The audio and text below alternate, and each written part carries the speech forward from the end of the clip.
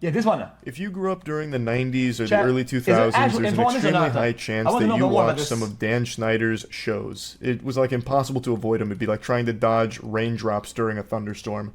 Dan Schneider during this period was the king of children's television programs. He made some of the most Guys, influential... don't reach up and anything. It's 4 hours long and it's on a website, so I can't really fucking watch that. I'm gonna get DM'd to some shit. Like, they're gonna clap my cheeks raw. productions like Drake and Josh, The Amanda Show, iCarly. His resume is just stacked with tons of shows that I imagine meant a lot to many of you growing up. And make no mistake, you meant a lot to the creator of these shows as well. Well, not so much you, but your feet certainly did. The creator of these shows is a monstrous foot fetishist, Dan Get in the Van Schneider. He is a vile, creepy, disgusting human being, and this has been known for years. However, a new docuseries just dropped really diving into this subject matter and putting a spotlight on it in a way that hasn't previously been explored. It's called Quiet on Set. Now, if you don't know what Dan looks like, here's a nice picture of him here. He looks like he was made in the Dragon's Dogma 2 character creator. And Dan Schneider has become the face of Quiet on Set. However, it actually explores more than that. It's like a whole deep look at all of the horrible things that were going on during these Nickelodeon productions. It's more than just Dan, but he obviously plays a central role here because he made these shows. He was the head honcho of most of this, and he was well aware of some of these terrible and downright criminal things that were going on behind the scenes on some of these shows. And the reason I mention the foot fetishism off rip here is because that was one of the first things that people really caught on to in the public eye. After Dan's glory days at Nickelodeon, people started to pick up on how odd it was that a lot of these children's shows had an emphasis on feet. Pretty frequently, it was a common thread throughout a lot of these shows, like feet humor and having these child actors and actresses displaying their feet. And in 2013, one of the shows Dan worked on, Sam and Cat, actually ran a competition where kids were supposed to submit pictures of their feet to them. Like, that's weird. No matter how you spin it, that's a really weird thing to request from your audience of children, to take pictures of their feet for you. That's just downright creepy and wrong. I can't believe that tweet is still up, by the way, over a decade later, and no one thought to delete that. That is impressive. But anyway, people started to pick up on Dan's fixation with stompers, and it seemed like his fetish was bleeding into his work, and he was having the children unknowingly participate in it by having them display their feet. That's what it seemed to a lot of people, so it was obviously very concerning, so people did more and more digging. They found more and more evidence of Dan being an awful piece of shit behind the scenes with a lot of shady things going on there, and it just led to this reputation that people for years have known that Dan blows loads to toes Schneider is not a good person. And now Quiet on the Set has released, and so much information has come out, not just about Dan, but about that entire Nickelodeon workplace around these child stars. Arguably the largest piece of new information that dropped during this docuseries was the sexual abuse of Drake. I'm just confused on how they can get away with stuff for so long, though. I understand how things work, and I get it. You know, there was even something like the Me Too movement that was created because people were like impossible to take down, right? Right? You guys say money, right? But there seems to be an overwhelming amount here. Drake Bell by someone named Brian Peck. So Brian Peck was a coach at Nickelodeon whom was sexually abusing Drake Bell, and he was actually convicted in 2004. He spent 16 months in the slammer, and then immediately upon release, landed a job with Disney. If that doesn't show just how rotten to the core this industry is, I don't know what will. There is deep-seated evil in Hollywood. He went to jail for lewd acts with a minor. He is a sex offender, a convicted sex offender, and he immediately got a Disney Channel job working on The Sweet Life of Zack and Cody? What the fuck? That's mind-bogglingly evil. Like that's not just irresponsible, that's malicious. It's not like they just made some kind of mistake where they put a sex offender in a role where he works almost exclusively with children.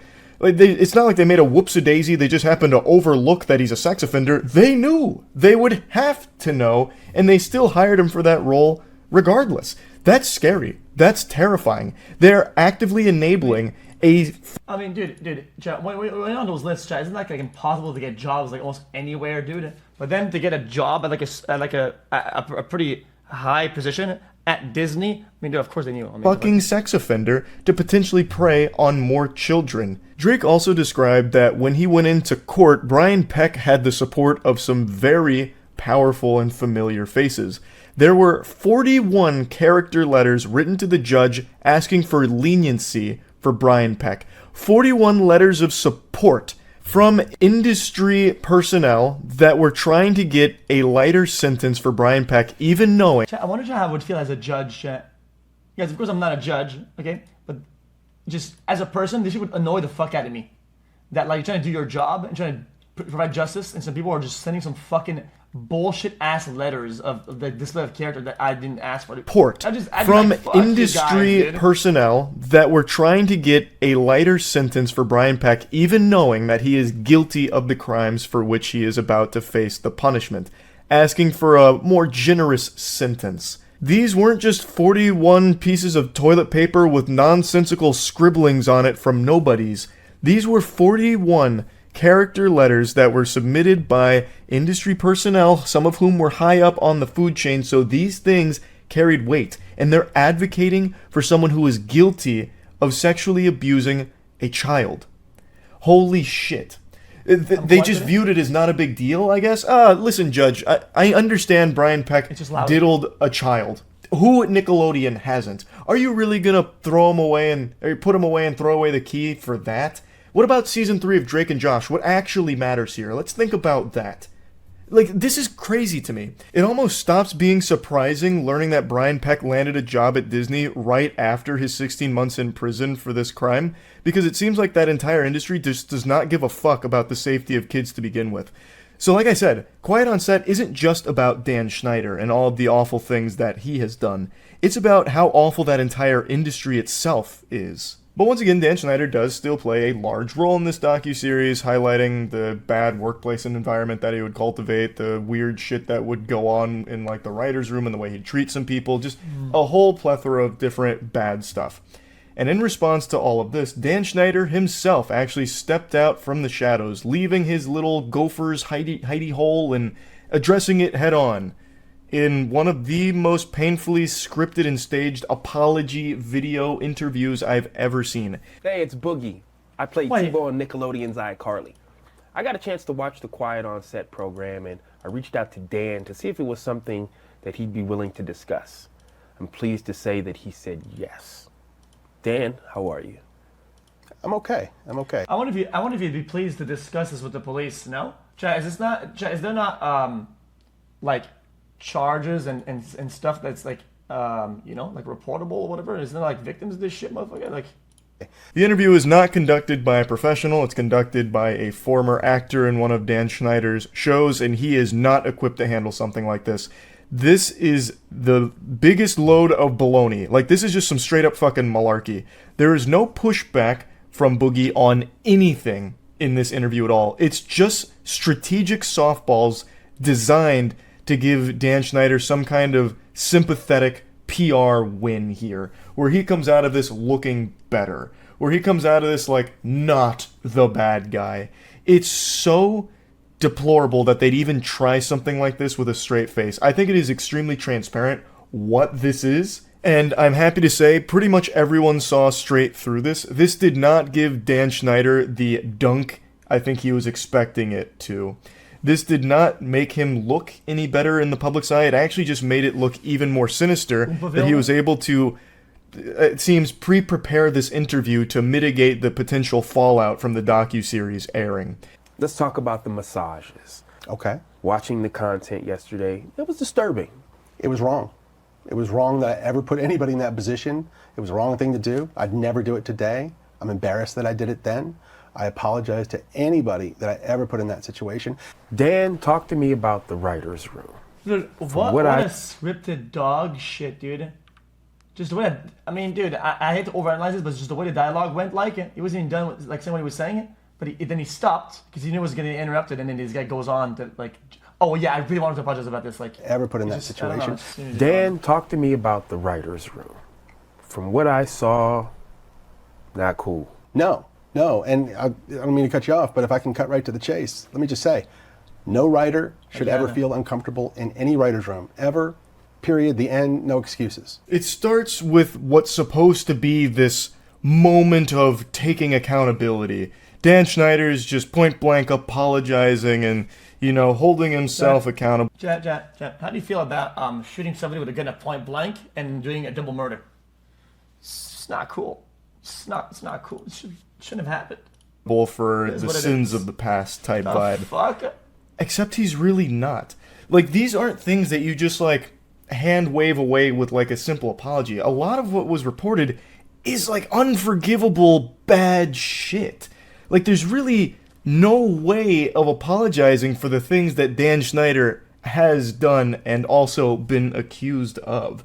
So it's just, it feels so fucking insincere. And Dan Schneider got away with it, and it seems will continue to get away with it. So he loses nothing by doing something like this, which just makes it frustrating to see him parade around pretending like he cares now all of a sudden. It's extremely easy for him to just be like, oh yeah, that was bad. I feel bad for that. Oh, what a regret. Yep, not good. It's just, I would have liked if the interviewer was someone that would legitimately dive into a lot of these things and actually press him on a lot of these things. This interview never... Chat, if the documentary is 4 hours long, there's a lot of materials in there. There's a lot of stuff that he has to talk about, and there's stuff to press him on, no? 4 hours? There's no way this is a 4-hour documentary about, him and his fucking daily lunch schedule or something. Even addresses the things that people want to hear from Dan on, such as the sexualization of the children in those shows. Even outside of all the foot stuff, Dan included some very inappropriate things in his programs, such as Ariana Grande milking a potato, and then another scene with her getting splashed with water and shit. All of it was very unacceptable and seems to sexualize the child actors and actresses in his productions. And that was never even brought up in this interview. So this interview it doesn't have any real substance to it. It is legitimately just a scripted PR play from Dan. I cut it. I want my shows to be popular. I want everyone to like. The more people who like the shows, the happier I am. Yeah. So if there's anything in a show that needs to be cut because it's upsetting somebody, let's cut it. So I think it's big for you to say with your work, if it's viewed as that today, you don't have a problem. Cut it.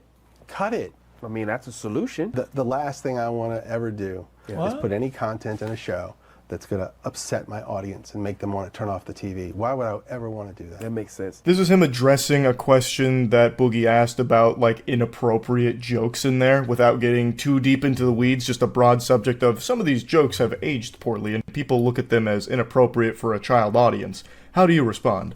The most softball way of asking this question might... Well, it's just, now that we know more about the person who wrote those, it just tarnishes memories. It's not something you can actively fight against or whatever. That's just a collateral, right? All the things you think about when you were young, now it all kind of makes sense. Oh, Jesus Christ, this is kind of disgusting. And that, you just can't take that back. And his response was, cut it. Just get rid of it. I don't want it in the show. If it's aged bad and it makes people uncomfortable or, this and that, cut it. And Boogie's patting him on the back for it, oh my goodness, wow. That's so benevolent. What a great solution. Yeah, that makes sense. What the fuck? It's so easy for him to say that now, but it doesn't take away the fact that you filmed it. If you cut Ariana Grande milking a potato type shit, if you cut some of the foot stuff that you included in there, it doesn't change the fact that you still had the child actors and actresses doing that shit and were sexualizing them. It still happened. That's still bad. Cutting it from the final product doesn't erase what you did. It's so frustrating that there's no pushback on any of this in the interview. He just gets to let him say his piece and then get applause for it. It's so stupid. And when Drake and I talked and he told me... Oh, okay, let me guess. And then if this was a legal thing, they had the legal defense of saying, oh, dude, the foot fetish has nothing to do with what's going on set. It's just a coincidence type thing, and then there's a lot of plausible deniability, and then you just get away with it, right? What had happened, I was more devastated by that than anything that ever happened to me in my career thus far. 41 of those people wrote letters for Peck, character letters, praising him for who he was and asking for leniency, and they knew that he was guilty. They knew he had confessed to some degree, and they still did this. But Drake's mom, a lovely woman who I stay in contact with this day, she came to me at the time and she said, "Would you help me with my speech for the judge?" And I said, "Of course." And I did. Dan Schneider's fishing for the Nickelodeon's Kid Choice Award for the best fake crying. It feels super forced and super insincere. Him tearing up while talking about this story. This is him talking about the Drake and Brian Peck case, where he mentions 41 people wrote those letters and it baffled him.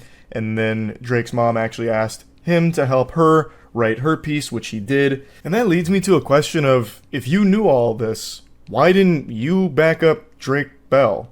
The way it's described, Brian Peck had all of these people in his corner, but Drake really only had his... it's because of dependency, right? People are dependent on him and the success of his whatever he's doing, right? Because of money or like survival at that point, yeah? Mom and his brother. Why weren't... That's always going to be a one-sided relationship, or am I wrong? You more involved than... Like, I imagine that could have been extraordinarily helpful. But regardless, this interview doesn't do anything to change my perception of Dan Schneider, or anyone else's, really, I imagine, because it's still nothing. This isn't really an interview, it's just a PR piece, disguised as an interview. It's just more despicable garbage here. But yeah, anyway, I wanted to talk about this a little bit. Again, the docuseries is called Quiet on Set, it's out now, and yeah, just kind of wanted to go over it a little bit. That's it. Interesting chat. Fuck, I kind of want to know more about it, but it's gonna be hard to find a video that's like kind of correlates with it.